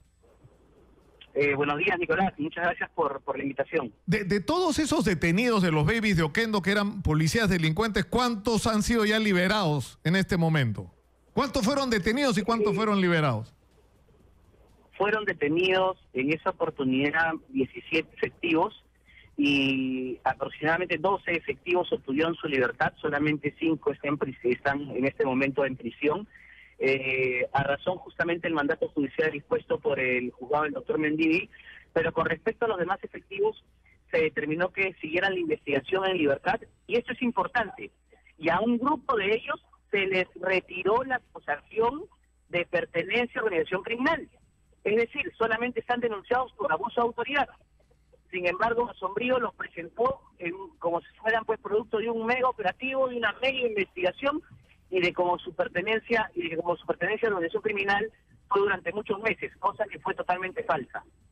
Claro, pero yo lo que resulta incomprensible es qué es lo que está pasando, porque, es decir, uno de los principales méritos en medio de todos los problemas, la dificultad, la crisis de inseguridad que vivimos, es decir, las mejores noticias de la lucha contra el delito vienen de la Policía de Investigación Criminal, ¿no es cierto? De los éxitos, o sea, comenzó con la captura de Abimael Guzmán, no comenzó, ¿no? Porque venían desde antes, pero digamos, uno se pone a recordar la captura de los dirigentes de los grupos terroristas, la desarticulación de los robabancos, la desarticulación de las bandas de secuestradores que en su momento no sembraban el pánico en el país, la captura de bandas de delincuentes que han sido parte de la información que hemos estado recibiendo constantemente, y de repente ahora, es decir, todo esto está en cuestión. No, y lo último, claro, también en Juliaca, disculpe, en Juliaca hace 3 días han recuperado un arsenal de armas. Policía de Juliaca, de Pincri de Juliaca, comisaría de Juliaca, personal de Juliaca, han recuperado 4 fusiles FAL y un M16, fusiles que alcanzan una trayectoria de 3.500 metros y pueden matar a cualquier persona. Un arsenal de armas. ¿Y sabe por qué no es difundido? Porque no es un mega operativo. Y esos policías que operan allá, ¿qué son? Inexpertos. Pero no lo difunden, porque no es un mega operativo de la mega farsa de este señor. Pía, pero ¿qué está pasando, doctor Santibáñez? Explíqueme usted o sea, su padre ha sido policía, usted es abogado de policías en este momento. ¿Qué es lo que ocurre? Bueno, lo que ocurre, como bien lo ha dicho, por ejemplo, el comandante Prado, es que yo creo que se está priorizando en tratar de publicitar determinados operativos en donde participa el ministro y lo que los presenta como mega operativos cuando en realidad no son tales. Se moviliza una gran cantidad de policías dejando en protección a otra parte importante de la ciudad, como ha sucedido, por ejemplo, en el caso del atentado que hubo en Ocoña, como ha sucedido justamente, como viene sucediendo hoy por hoy ya hasta en la vía expresa que asaltan. Y eso es lo que nos llama poderosamente la atención. Un ministro que se ha vuelto un ministro mediático porque le interesa, quizás de repente tenga pues alguna intención política de postular, quién sabe, pero que está generando desprotección a toda la ciudadanía generando megaoperativos cuyos resultados no son los que se están vendiendo por los medios de prensa. Y es más, quiero aprovechar en este momento la cobertura de tu radio, Nicolás, para informarte un tema. Particularmente, yo siempre desde mi cuenta de Twitter he discutido con el ministro y le he refutado con documentos. Siempre con documentos, nunca con invenciones como él lo ha hecho. La primera acción fue bloquearme de la cuenta de Twitter, una cuenta oficial, por si acaso, porque es la cuenta de ministro. Y en segundo lugar, ahora decir por su cuenta de Twitter que hay una campaña de desinformación y una campaña contra su gestión. No, la campaña es porque simplemente estamos totalmente protegidos. La campaña es porque las cosas están caminando mal. La campaña, y es más, ni siquiera hay una campaña, sino es un tema de reclamo justo como cualquier ciudadano. Pero por supuesto. Es que es increíble. O sea, no puede ser que ocurra, yo he llamado la atención sobre esto el sábado. O sea, viene un ministro de ASEA, dice hay un escuadrón de la muerte y el propio Ministerio del Interior concluye que no había. El ministro dice los patrulleros coreanos es una corrupción asquerosa y termina él mismo repartiendo los patrulleros que según él eran así, había que prácticamente devolverlos. ¿No es cierto? De ahí señala a un ciudadano como el pirómano del Arcomar y hasta ofrece recompensa por él. O sea, se empiezan a sumar los casos. O sea, por ejemplo, este señor Parodi, que fue mostrado como la miembro de la gran sangre, esto de Pisco, ¿no? No me acuerdo cuál es el nombre exacto. Estaba indignado este señor Parodia, salió en televisión como delincuente. Y de ahí le dan una palmadita en la espalda y le dicen disculpa. ¿Por qué? Porque están ejerciendo presión, ¿no es cierto?, sobre los aparatos eficientes de la policía para que den resultados que son presentados mediáticamente. Cuando una de las cosas que se hizo fue criticar a Urresti por figuretti. Eso es lo que decía Basombrío. Urresti es un figuretti y nadie aparece más en televisión que él y su viceministro. Casi todos los días están en televisión, ¿no? Es más, Nicolás, permíteme darte una primicia que en realidad yo estuve bastante, digamos, no guardando, sino simplemente manteniéndome en reserva por un tema de seguridad jurídica. Antes de que ingresara el ministro Basombrío, 48 horas antes de que fuera nombrado ministro, él pidió una información con respecto a un grupo de generales que venían siendo investigados por la Fiscalía por un caso de corrupción, de uno de los más grandes casos de corrupción que hay en este momento en investigación.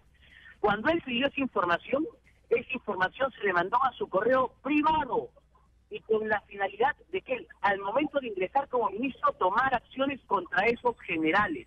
¿Correcto? ¿Sabes a qué abogado le pidió esa información? Fue a mí. Yo se la mandé a su correo privado.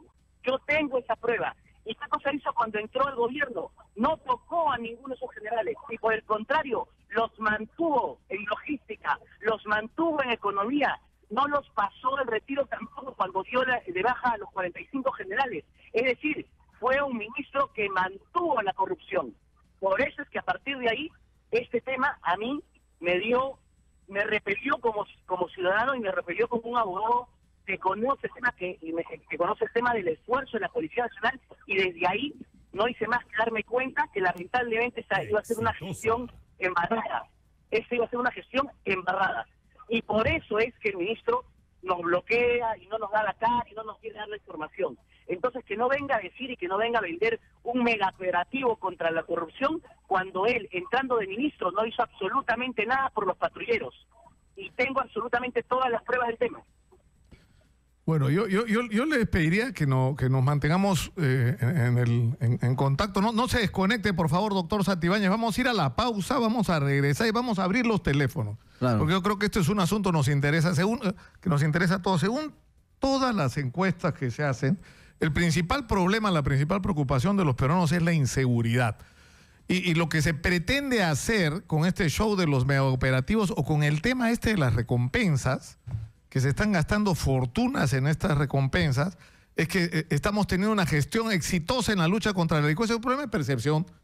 Todo está yendo mejor, pero nosotros no nos damos cuenta, porque será porque somos medio estúpidos, ¿no? Que no logramos entender lo bien que están yendo las cosas en el tema de la lucha contra la inseguridad.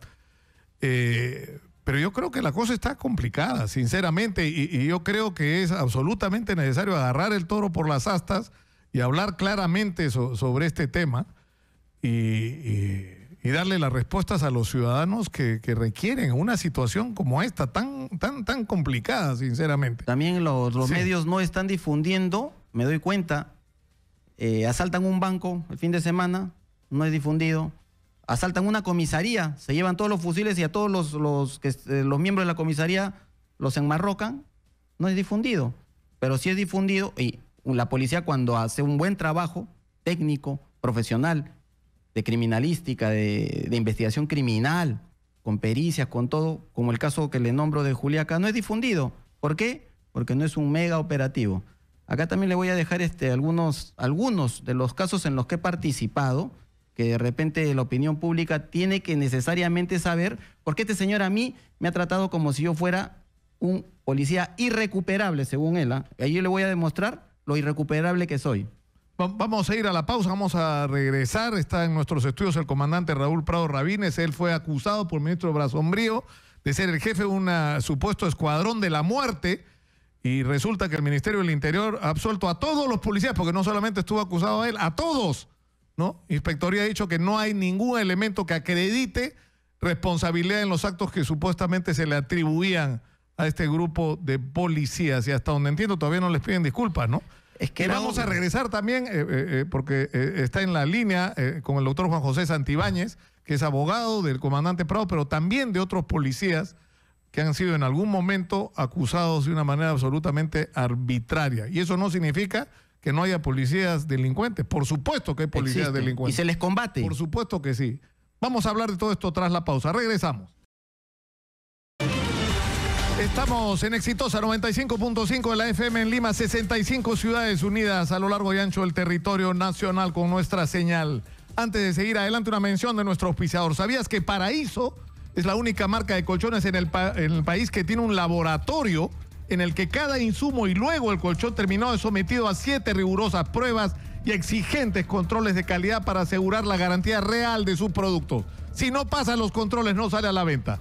Esto garantiza que en tu colchón Paraíso puedas tener el mejor descanso para una vida saludable. Paraíso, 50 años soñando contigo. Estamos en los estudios de Exitosa con el comandante Raúl Prado, que fue acusado por el ministro Carlos Basombrío de ser el jefe de una banda, de un escuadrón de la muerte, que en su momento se llegó a afirmar que tendría hasta 100 efectivos de la policía bajo su mando. Y lo increíble es que luego de la denuncia se constituyó una comisión especial de investigación del Ministerio del Interior, que el 24 de mayo de este año ha concluido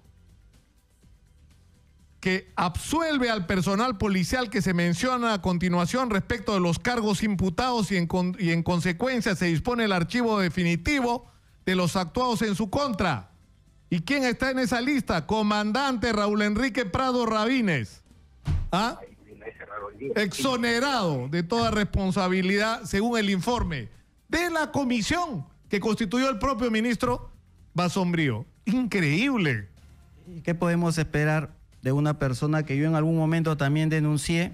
Él tiene como funcionario número 1 a un señor Dante Vera Miller, que debería al menos tener un bachiller o algo que lo acredite, pero sí lo que tiene acreditado es un amplio prontuario, ¿no? Y notas de inteligencia que se las voy a dejar para que vean de que este señor está relacionado con... Bueno, ha sido militante de izquierda, ¿no? Pero acá le encuentran un pasaporte en el extranjero donde han encontrado un arsenal de armas.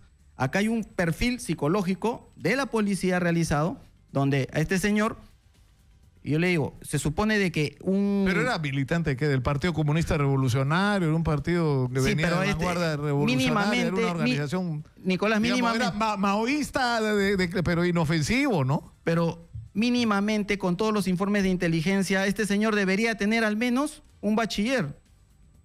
Las fuentes me indican de que ni en la SUNEDU está inscrito en nada. O sea, cualquier persona está como funcionario número 1 por la amistad que tiene con el ministro. Pero ¿qué va a pasar, comandante Prado? Es decir, ya esta investigación terminó, pero usted está fuera de la policía. Bueno, ese ha sido otro tipo de abuso, ¿no? De abuso de autoridad, porque ahora también el ministro ya no sale a decir, no, eso se encuentra en investigación en la fiscalía. Siempre estuvo en la fiscalía. Primero se quiso dar un baño de popularidad, utilizar todo esto y después callar. cobardemente. ¿Qué voy a hacer? Bueno, ese señor nunca se va a olvidar de mí, eso sí se lo aseguro, porque yo voy a hacer valer mis derechos constitucionales. Que no lo va a demandar penalmente. En todo lo que tenga que hacer valer todos mis derechos, porque este señor me va a tener que pagar por todo el agravio nacional. Todos mis colegas me conocen, nadie me conoce de sinvergüenza, ni de empalmador, ni de hacer tonterías. Todos mis colegas me conocen y por eso yo vengo a reafirmarme acá. ¿Esto qué es? Ricardo Miguel More, 38 años.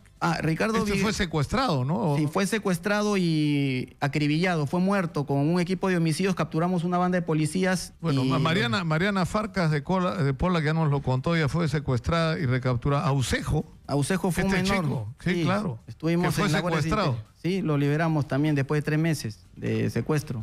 Los secuestradores del empresario Andrés Gudel, es el español, ¿no? Un español que fue secuestrado también, yo trabajé en la división de secuestros, se liberó. Están involucrados. Juvenal Remigio, es Martel, el empresario trujillano, ¿no? Trujillano, viajamos a Trujillo y se logró la captura de destructores y la liberación del señor en un fundo Janquelé, que creo que era de... ¿no? Y esto, Heidi Spitzer, esta era una catedrática, ¿no? Heidi Spitzer Chan era catedrática de la UPC y de la Católica, de la Universidad Católica. Fue liberada también en labores de inteligencia que realizamos. Asalto al Banco de la Nación de Ayacucho. Viajamos a un operativo coordinado en Chiclayo, Lima y Ayacucho y logramos la captura de los que habían asaltado en 24 horas el Banco de la Nación. Secuestro y liberación del empresario Roberto Wall. Al hermano de Kurt Wall, lo secuestraron y lo liberamos en una casa en el Callao. Fernando Torato, este chico, un chiquito, ¿no? Que secuestraron, un niño, ¿no? Un niño de 10 años, se logró su liberación en Los Olivos. Directamente participé en negociaciones y en la liberación de captura de este señor. Y esto fue un caso, yo me acuerdo que hicimos varios reportajes sobre este loco, desquiciado Randy Gómez, ¿no? Que asesinó a una chica manicurista y que metió el cuerpo en un cilindro. Y se estaba escapando en Tumbes y antes que salga a la frontera se le trajo otra vez a Lima. Fernando Casalino fue el del horno. Del horno de pan, sí. Lo tenían metido en un horno, ¿no? Sí, yo participé directamente con las labores de inteligencia. No, pero acá hay un montón. Hay el señor Lee Chao, por ejemplo, que lo acribillaron. Lo mataron. Claro, está también pero es impresionante, ¿eh? Yo reviso, acá tengo como... Perdón, que se me cayó todo. Tengo como, ¿qué cosa? 50 casos más. ¿Qué dice usted? ¿Qué se hace en una situación como esta, doctor Santibáñez? Estamos en la línea con Juan José Santibáñez, abogado. Sí, bueno, como les digo, ese tema realmente fue, o al menos el caso del Escuadrón de la Muerte, fue un tema bastante emblemático, porque el ministro no solamente se presentó en el Congreso de la República imputando responsabilidades, mostrando nombres, identificando plenamente a los supuestos integrantes de este llamado Escuadrón de la Muerte, para que luego la comisión especial del propio ministerio estableciera, por ejemplo, en el caso del comandante Radíñez, que no había ninguna responsabilidad en los hechos que se habían denunciado, al menos administrativamente, y en el tema del personal subalterno, que tampoco, digamos, había responsabilidad mayor, y más aún, que tampoco podían ellos investigar en virtud de que se había presentado un plazo de prescripción. Entonces, estamos hablando de que se destruyeron honras, de que se destruyó una trayectoria profesional, se destruyó imagen, se expuso a agentes de inteligencia, a la comunidad y principalmente hacia los delincuentes que habían sido apresados por ellos, y no se les ha rendido ni siquiera una disculpa, ni siquiera ninguna excusa privada, aunque sea, absolutamente nada. Incluso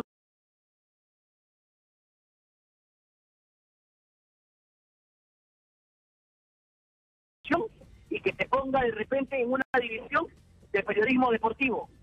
O sea, lógicamente, no es desmerecer a ninguno, cada uno tiene su especialidad, pero los sacan de su especialidad en el que fueron formados durante años para pasarlos a otra, porque simplemente el ministro no les encontró ninguna responsabilidad, o mejor dicho, la comisión especial no les encontró ninguna responsabilidad de estos imputados. ¿Quién pierde ahí? Ahí perdemos nosotros, ahí perdemos los ciudadanos, pierde la comunidad, al no tener policías especializados en cada una de sus ramas y de sus ámbitos. Ahora, el sábado mostramos un caso sorprendente con este tema de las recompensas también, ¿no? Porque digamos, han sido los dos caballitos de batalla, los megaoperativos, que donde el objetivo es más hacer el show, porque además hay megaoperativos donde participan reporteros de programas periodísticos y de noticieros. O sea, cuando lo que se supone es que estás haciendo una operación de riesgo, o sea, hay más preocupación por el show que por el resultado, ¿no es cierto? Yo conozco el caso del señor Aroni Canales, y que lo pueden ver en la lista de los más buscados. Le pidieron 10.000 o 20.000 soles como más buscado relacionándolo con el secuestrador Aroni de allá de San Juan, ¿no? Al día siguiente, a los 5 minutos, estaba en su casa porque este es un señor discapacitado que todos los días recibe, y lo encontraron en la posta médica, ¿no? Recibe diálisis diaria, ¿no? Asimismo, un caso de un anciano de 85 años, puesto como más buscado y después cobrado la recompensa y poniéndole que era reo contumaz de un caso X. Ese es un más buscado, o sea, un anciano de 85 años es un más, para eso están los impuestos, para hacer llenar un álbum de figuritas y decir que son 1.000, ver el montón, no son 2.000, tenemos 3.000, ya, y por eso es que se incrementa, pues, además se supone que hay una policía requisitoria cuyo trabajo es capturar a la gente que está requisitoriada. Y además hay un problema adicional, estás pagando recompensas por alguien que todavía tiene que pasar por un proceso. Y puede ocurrir, como ha ocurrido en el caso de Lambayeque que presentamos el sábado, que capturan al más buscado, se paga la recompensa y el señor se va para su casa, porque no tienen elementos suficientes para... Entonces, ¿con qué criterios se está manejando este asunto? Yo le agradezco mucho al doctor Juan José Santibáñez por atendernos. Muy gentil, doctor Santibáñez. A ustedes, muchas gracias. Muy amable, estamos en contacto. Vamos a recibir, comandante, llamadas de nuestro público. Estamos en el 251-9422 y en el 467-4499. Muy buenos días, adelante, escuchamos. ¿De dónde nos llama? Buenos días, Nicolás. Mi nombre es Brigitte, te llamo desde el RIMAC. Adelante, Brigitte. Nicolás, mira, yo quisiera aquí, por ese momento, dirigirme un par de segundos al comandante y de verdad me solidarizo con su situación porque sé que este comandante, este ministro es un miserable. Déjame decirte que esa alimaña de ministro es fácil para él acusar, levantar ese dedo miserable que tiene y señalar a las personas para luego, después de que las pruebas dicen de que lo que él señaló es completamente falso. Fácil es decir, pues fue un error. Sí, fue un error. Déjame decirte, Nicolás, cómo se ratifica él ante un error al cual hace sufrir a familias completas. ¿Cómo es posible que este ministro miserable, es una alimaña, tenga la boca tan grande de decir que al personal policial inventa operativos? No inventa operativos, los operativos se dan, solo que salen los de él, los que él quiere hacer favorecer, como dice el comandante, ¿no? Mega operativos, eso sí saca la luz, ¿no? Pero sin embargo tiene la libertad de decir que se utilizan estos operativos falsos para conseguir ascensos ilegales. Oye, ministro mediocre, ¿de qué ascensos ilegales hablas?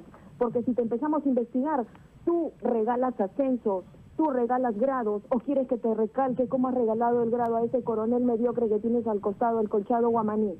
¿Ah? Así mismo te hago ver de que tú Usted, Brigitte, yo le rogaría dos cosas. Que tratemos de evitar los adjetivos. Yo sé que hay mucha gente que está indignada y molesta por esto y la comprendo perfectamente, pero yo creo que hay que tratar de evitar los adjetivos. Pero, ¿usted es policía? ¿Usted está vinculada de alguna manera a la policía, Brigitte?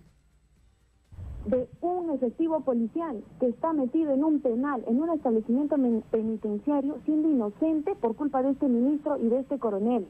¿Por qué? Porque tienen la libertad de señalar con cualquier facilidad de que uno abusa, de que uno inventa, de que uno siembra. Y no es así, Nicolás. Dime quién le devuelve a mi familia que mi familiar esté metido ahí en un penal siendo inocente, para después decir muy horondamente, son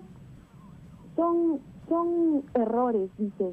No son errores, Nicolás. ¿Quién le devuelve a la familia, a los hijos de mi familiar? ¿Quién le devuelve?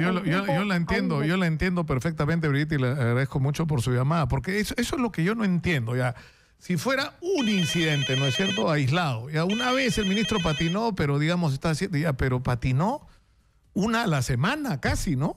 Una a la semana. Lo de los maestros fue ya increíble. O sea, hizo que se bloquee la negociación con los dirigentes de la huelga magisterial. La huelga se estiró más de 2 semanas de lo que debió durar porque él dijo, porque lo dijo, de que los dirigentes de la huelga magisterial de alguna manera estaban asociados a gente de Sendero Luminoso y que eran la unidad en la lucha de las dos facciones, y encima está desinformado sobre la realidad de lo que es Sendero Luminoso hoy en el Perú. Y impidió que la ministra de Educación se reúna. Pues ¿cómo se iba a reunir pues con terroristas la ministra? Tendría que estar loca. Pero bien extraño, ¿no? Entonces, y no pasó nada. Es lo que yo no entiendo. Pero vamos a recibir, comandante, un par de llamadas más por lo menos de nuestro público. Adelante, por favor, escuchamos. Buenos días. ¿De dónde nos llama? Buenos días, señor Nicolás. Adelante, Hola, por Ernesto, favor. Adelante, Ernesto. Señor Nicolás, mi solidaridad con el comandante. Este señor Mazomerio es un mentiroso. En el Callao siguen matando gente todos los días, señor, todos los días. Tengo que estar preocupado ahorita si mis hijos pueden caminar tranquilos en el Callao. No se puede caminar. Una balacera, señor, horrible, por cuadras, señor. Vaya usted al Callao, señor. Olvídese usted de los chiquillos, de Chupito, olvídese. Vaya usted adentro, Loreto, Ancas, Vigil, cómo se matan los chiquillos. Todos los días, señor, todos los días hay. Noche y otra balacera, un montón de patrullas por las puras, señor. Siguen matando gente en el Callao. Gracias, señor Nicolás. No, gracias. Tenemos más llamadas del público. Buenos días, adelante, escuchamos. ¿Aló? Sí, buenos días, la escuchamos. Adelante, ¿dónde nos llama? Buenos días. De Piura, señor. Yo soy la señora Marlene Escárate Vidal. Adelante, Marlene, la escuchamos. Yo en estos momentos, soy policía en situación de retiro. Soy la esposa del coronel Luis Alberto Zúñiga Saavedra, que lo está implicado, según nuestro ministro del Interior, en el caso del Escuadrón de la Muerte en Piura. Señor, la gran mentira, igual que las otras mentiras que está acostumbrado a decir nuestro señor ministro por la televisión, por la radio. Señores, pueden ustedes verificar el legajo de mi esposo. 34 años en la policía, y durante esos 34 años su situación policial intachable, y lo pueden verificar. ¿Cómo es posible de que ahora se vea implicado en un caso tan terrible, según el ministro, que no tiene en cuenta que esos muchachos, los que hoy se encuentran con prisión preventiva, ellos lucharon por la justicia, por la seguridad ciudadana, se han enfrentado con delincuentes, señores, que están ahí sus requisitorias, son delincuentes prontuariados. ¿Cómo es posible que ahora digan de que ellos han victimado a personas inocentes? Por favor, señor, ahí ellos no han actuado al margen de la legalidad. Es un operativo realmente que ha sido planificado y ha sido realizado por el bien de la seguridad ciudadana, señores. Esos señores es la unidad de inteligencia de la policía, del Ministerio del Interior, tenía información clara que ellos estaban reuniendo en Piura para atentar contra la seguridad, estaban planeando atentados, secuestros, asaltos. La policía, en un franco enfrentamiento dentro de la legalidad, han sido acribillados esos delincuentes, y ahora dicen de que han sido acribillados, que han estado arrodillados en el piso y que la policía les ha matado.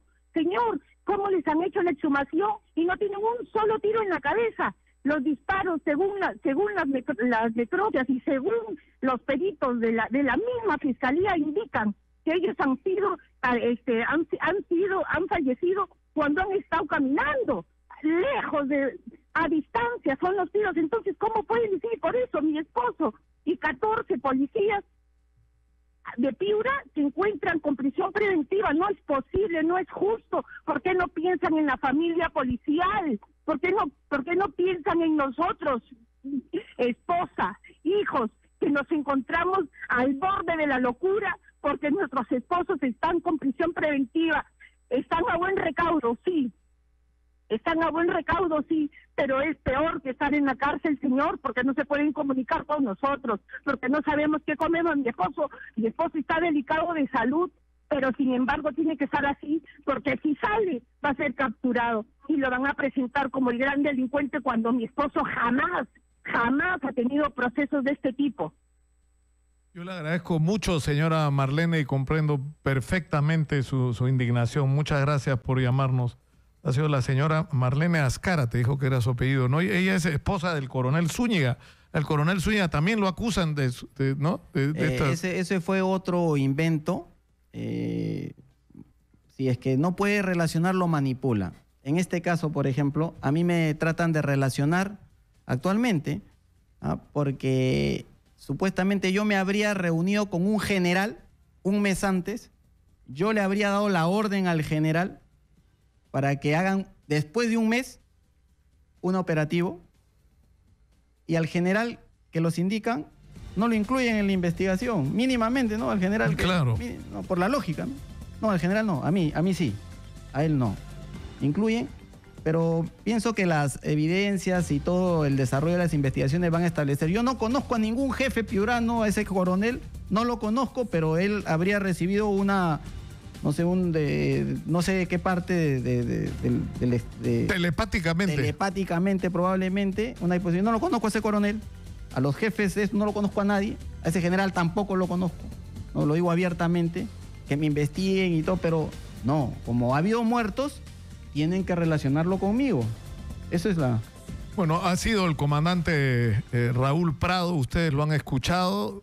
En resumen, lo acusaron de ser el jefe de un escuadrón de la muerte.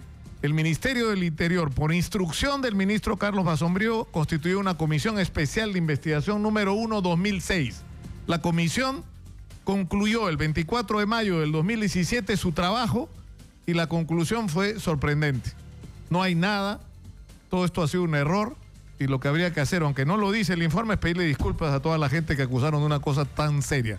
Eso no ocurre hasta ahora, lamentablemente. Entonces, no puede ser que el problema más serio de los peruanos, más serio, que es el de la inseguridad en este momento, esté en manos de gente que actúa con este nivel de irresponsabilidad al afirmar cosas que terminan demostrándose como falsas y que por otro lado no estemos más bien preocupados en tener a gente que está calificada para lo que necesitamos, que es enfrentar a la delincuencia. Cuando tenemos policías que son capaces de hacer y que además lo han venido haciendo a lo largo de los últimos años, sobre todo en el caso de investigación criminal, y que se está perturbando el trabajo de estas unidades de investigación criminal por forzarlas con estos operativos a dar resultados para que el ministro y su corte de viceministros puedan aparecer en los canales de televisión. Esta situación es simplemente insostenible. Y yo no sé qué está esperando Pedro Pablo Kuczynski. Muchas gracias, comandante. Antes de despedirnos, un último mensaje de nuestro auspiciador. ¿Sabías que Colchones Paraíso son los únicos que cuentan con un chip que contiene todo el ADN del colchón, toda la información? La fecha de fabricación, los insumos y materiales utilizados. Este chip te asegura la garantía y calidad del colchón Paraíso para tu mejor descanso y una vida saludable. Paraíso, 50 años soñando contigo. Los dejo con José Rocha. Conmigo será hasta mañana. Muy buenas tardes.